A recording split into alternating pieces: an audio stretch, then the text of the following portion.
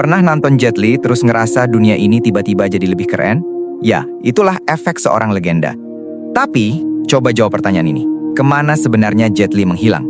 Kenapa orang yang dulu tiap tahun muncul dengan jurus baru, sekarang seperti tenggelam dari dunia film? Hari ini, kita bongkar semuanya. Jet Li atau Jet Li bagi sebagian besar generasi 90-an dan awal 2000-an adalah nama yang begitu melekat di ingatan. Bukan sekedar bintang laga, bukan sekedar jagoan yang tendangannya bisa bikin lawan terpental 3 meter. Dia adalah simbol. Simbol dari disiplin, keindahan gerak, dan karisma yang tidak bisa diproduksi pabrik. Setiap kali Jet Li muncul di layar, penonton langsung pasang posisi siap. Oke, ini pasti bakal ada adegan berantem kelas dunia. Bukan karena efek komputer, bukan karena trik kamera, tapi karena tubuh Jet Li sendiri adalah mesin sinematik yang bergerak dengan presisi hampir matematis. Tapi, coba jujur sebentar. Kapan terakhir kali Anda melihat Jet Li dalam film besar? Kenapa belakangan ini dia seperti menepi dari gemerlap dunia filman? Kemana sebenarnya sang legenda pergi? Untuk menjawab itu, kita harus menelusuri kembali fondasi kehidupannya. Masa kecil yang jauh dari kata santai.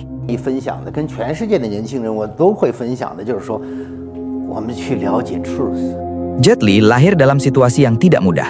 Ayahnya meninggal ketika ia baru berusia 5 tahun.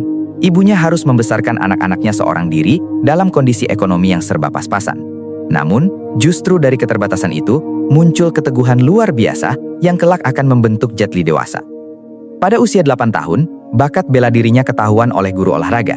Dan, seperti cerita superhero, ada satu momen yang mengubah hidupnya total.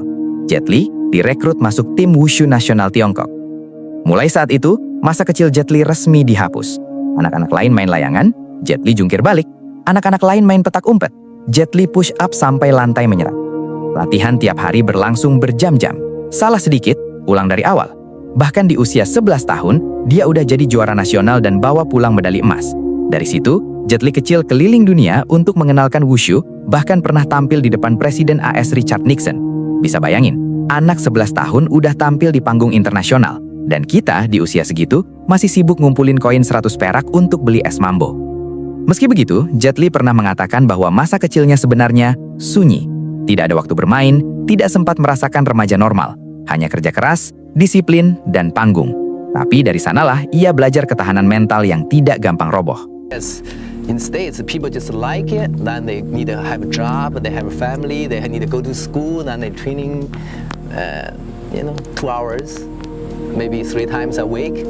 But in China, a lot of students training 8 hours a day, still on their, still training 8 hours a day.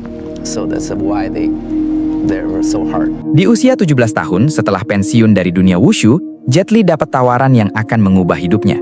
Bermain film. Industri film Tiongkok saat itu sedang mencari penerus Bruce Lee dan semua mata mengarah ke Jet Li. Film debutnya, Shaolin Temple 1982, langsung meledak. Film ini bukan cuma sukses besar, tapi juga ikut mempopulerkan lokasi syutingnya dan membuat Wushu makin dikenal di seluruh Asia. Padahal di balik layar, Jet Li sempat kikuk. Dia jago salto, tapi grogi disuruh memandang kamera. Tapi karakter utamanya, lagi-lagi, menyelamatkannya. Jet Li belajar akting dari nol, menghafal gerakan kamera, dan mendalami ekspresi wajah seperti mempelajari jurus baru. Hasilnya, perpaduan sempurna antara seni bela diri dan seni peran. Gerakannya bukan hanya pukulan, ada emosi, ada cerita, ada nilai filosofis di baliknya.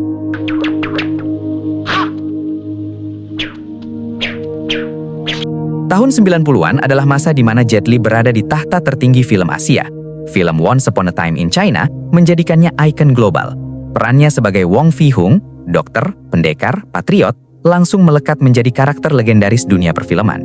Setelah itu datang deretan film kelas atas, Fist of Legend, Tai Chi Master, The Legend, dan banyak lagi.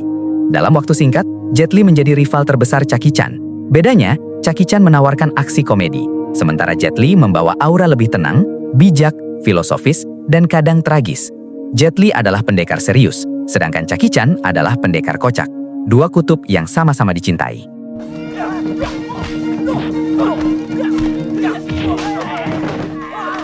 Masuk ke Hollywood di era 90 bukan hal mudah bagi aktor Asia. Rata-rata, peran yang diberikan pada wajah Asia saat itu cuma figuran atau stereotip penjahat. Namun Jet Li mampu menembus dinding itu lewat Little Weapon 4 1998, meski peran pertamanya justru jadi penjahat. Ini pertama kalinya Jet Li memainkan karakter villain. Fans kaget. Kok Jet Li jadi jahat? Tapi Hollywood butuh seseorang yang bisa bergerak secepat kilat. Dan itu Jet Li. Sayangnya, setelah beberapa tahun berkarir di Barat, Jet Li mengaku tidak sepenuhnya puas.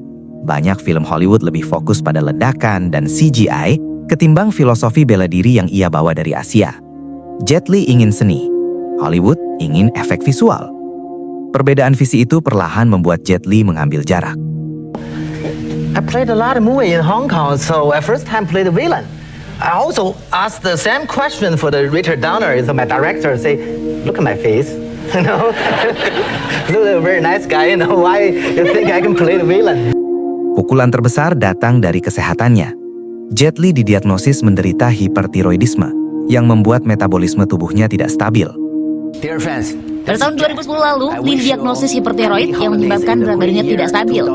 Penyakit ini menyebabkan perubahan metabolisme dan detak jantung seseorang.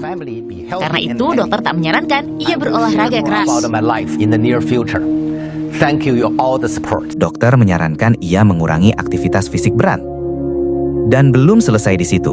Pada tahun 2004, Jet Li dan keluarganya hampir menjadi korban tsunami dahsyat di Samudra Hindia. Kejadian tersebut sangat membekas. Jet Li menyelamatkan anaknya dalam keadaan air sedang mengamuk. Peristiwa tersebut mengubah pandangannya tentang hidup.